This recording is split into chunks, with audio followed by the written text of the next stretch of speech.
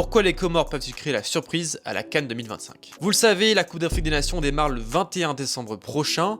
C'est l'occasion de vous donner 3 raisons pour lesquelles je pense que les Comores peuvent créer la sensation au Maroc. La première, si les Colacantes n'ont pas réussi à se qualifier pour le Mondial 2026, ils ont toutefois réussi une très belle phase de qualification à la CAN 2025. C'est simple, avec 3 victoires et 3 matchs nuls, ils ont terminé invaincus du groupe A et premier devant la Tunisie qu'ils ont battu 1-0 grâce au duo Selemani-Saïd. Rafiki Saïd qui au passage est en feu depuis plusieurs saisons, notamment à 3 en Ligue 2 ou encore aujourd'hui au Standard. Un secteur offensif de qualité où on peut rajouter également Mizan Maolida, l'ancien niçois qui aujourd'hui est en Arabie Saoudite, ou encore Ryan Lutin, milieu offensif d'Amiens qui performe pas mal en Ligue 2 et qui seront donc à suivre. Mais il n'y a pas que l'attaque qui est prometteuse, mais toute la génération.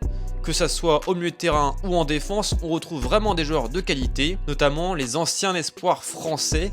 En défense centrale, Warmed Omari, prêté cette saison à Hambourg en Bundesliga et un solide défenseur central, ainsi que Zaidou Youssouf, ancien milieu de terrain de Bordeaux et de Saint-Etienne, passé par Famicao au Portugal et qui joue aujourd'hui à Al Fateh en Arabie Saoudite. 2 arrivées importantes dans 2 secteurs clés qui pourront faire la différence, sans oublier les très bons latéraux gauche Ismaël Boura et Hakim Abdallah qui performent en Ligue 2 à 3 et à Guingamp et qui accompagneront les 2 Youssouf en défense. Enfin, la troisième et dernière raison, c'est que les Comores pourront compter sur l'expérience de 2021. En effet, les Colacantes avaient surpris tout le monde en 2021 en se hissant jusqu'en 8e de finale pour leur première participation. Battu finalement par le Cameroun, futur 3e de la compétition, 2-1, dans un match qui a été notamment marqué par un fait de jeu, le fait que Chaker Aladur, latéral gauche de formation, s'était retrouvé gardien de but pour la rencontre, puisqu'aucun gardien ne pouvait jouer le match. Et d'ailleurs, il avait été très performant en réalisant 3 gros arrêts face aux attaquants camerounais.